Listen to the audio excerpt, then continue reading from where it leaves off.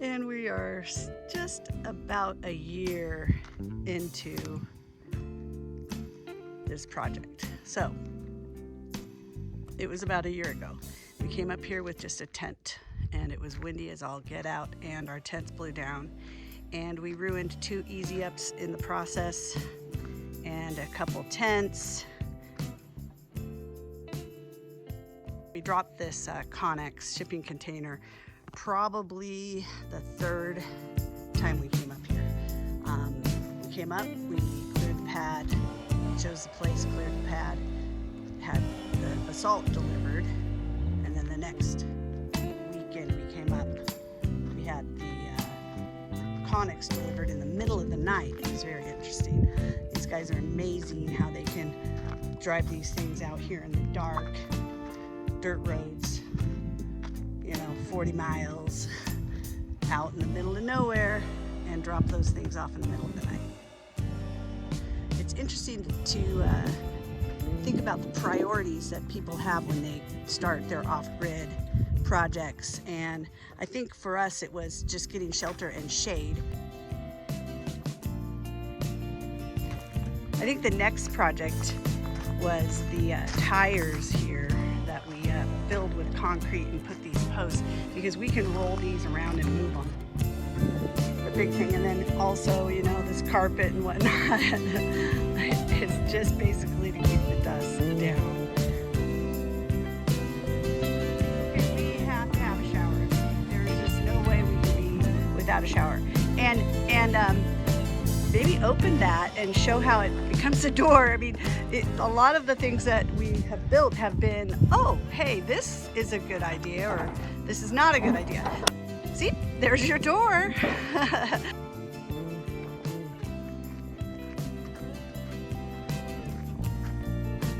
Oh, there is damage on the outhouse, which has to be repaired. So we slopped down some plastic roofing, knowing the wind, it wouldn't hold up, but it was just like let's get this done now so we have a roof for the winter.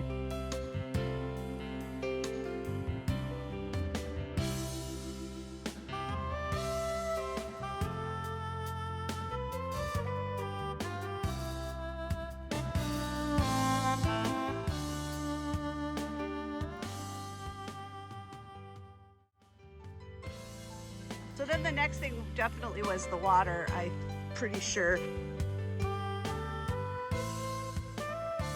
conjunction with all of this happening down on this side of the project, up there, about a block or 2 blocks away, is the Hogan. Shall we take our Hogan walk? I mean, and then, it doesn't seem like much, but all these rocks, we have cleared all of these rocks. And it has been, that alone has been a lot of work. And all the roadways and driveways, and here's the drag, but the drag was after the Hogan build. And the Hogan was happening this entire time. So people were coming up and building the Hogan, and we were kind of working on stuff down here, but also going up and building the Hogan. So we're doing our Hogan walk. I don't have my coffee, darn it. Not mine. Oh, you might have to share. I will. Only a little. My arm's getting tired. My You turn get to the hold phone? it. Oh, that means you get the coffee. Yes.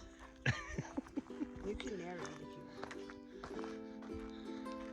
This is the path to the Hogan, as Donna's drinking all my coffee. There definitely was a pinion pine though, somewhere around here. Yeah. That we were just saying, oh, there it is. It's in the shade of that one. That's not a pinon. What kind of pine is that? That's not, that is the pinon coming out the bottom corner there. And we got all that other mess in there. But keep all that because it's shaped down. The pinon.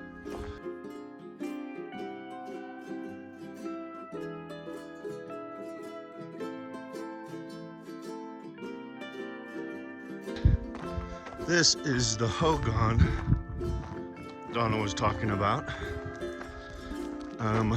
my daughter and grandkids are Navajo, so we had to do a ceremony for one of the daughters. So we had to build a hogan because the reservation was pretty much closed because of COVID. So we had to do a ceremony for the granddaughter, so we built her a hogan.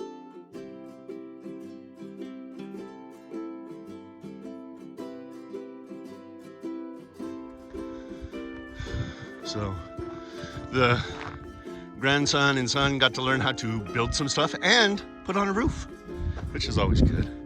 Now, traditionally, hogans always face east. The sun's coming up. You can kind of see this one faces east. Has a real nice view from up here. And with the wood stove in there, that thing gets way toasty. It'll run you out. It's too hot. But you just bank it down, and come winter time, it's nice and warm. The hogan is a mess inside because, you know, They're trying to store all their stuff. all their stuff gets stored in here. Critters jumping We'll finish up the plan is we'll finish up the drywall and the ceiling.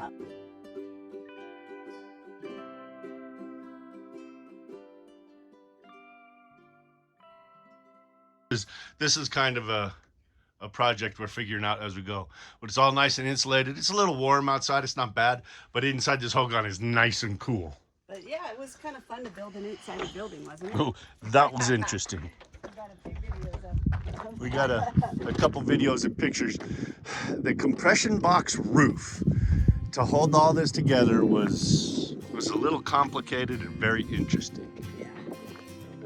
Yeah. Hand this back to Donna because I need some coffee. Yeah, well, it's really nice.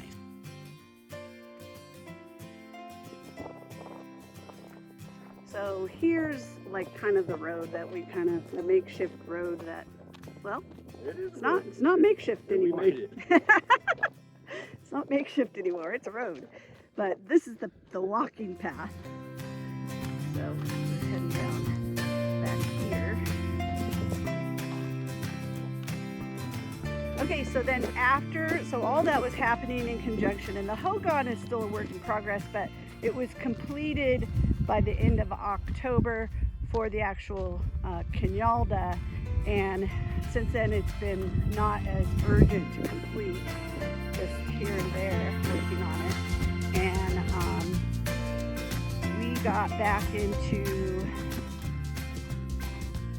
well, actually what was happening, we forgot all during the Kinyalda part, we were working on the inside of the Connex, divided it in half, and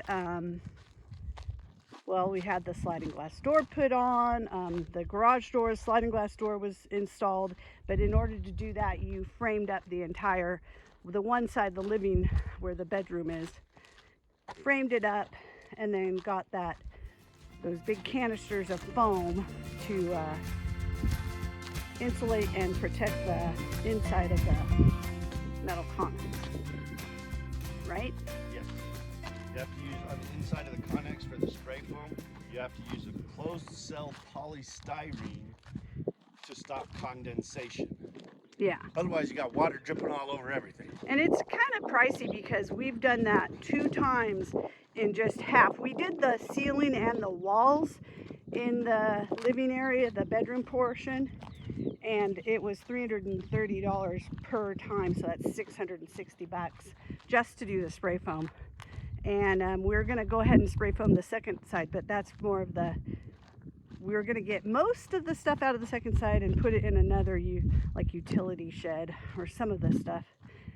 So anyway, we were doing that, got that framed up, did the foam and the framing, and then we put more insulation, R19. We'll go inside and we'll kind of talk about it. It's still not done, but we put up some wall, put some flooring down, and oh shoot, and here's the door. So we put a door in here, and then of course, you know, we're gonna finish the spray foam here. Here it is without spray foam, And we really noticed, we ran out. So we're gonna do that again. And the temperature has to be, you know, you have to have some good temperature, perfect temperature for temperature range for it. It can't get below 60 degrees, 24 hours to climatize. And we just kind of ran out of time and foam, and we were trying to get it done for winter so we could be warmer in here. Yeah. But with the insulation we have in one of the little propane heater buddies for like a camping tent. Yeah. We had it was inches nice of and warm. snow Yeah. on the ground, and it was toasty warm. It's dark in here, but I'm gonna walk on through. Okay. And so we need to finish this side, of course, and that side. But the condensation, we noticed it when we were using that heater buddy on the one side. We'd walk out here and the whole metal roof was dripping, you know, condensation. We started the utility / power shed, which we poured footers, and then we did a stem wall. Okay, so anyway, today is our first little square. We're gonna do it in fourths, the foundation, and we still gotta clean it up, and we gotta get going, don't we? Gotta work early in the morning here. It's good to get it done and out of the way.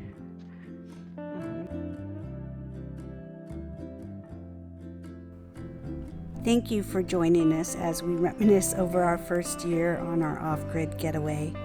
We have a lot planned for the next year, so please join us as we finish our power utility shed. We put in a snack shack, probably build another outhouse, start planning our propane, get a well dug, and many, many more projects.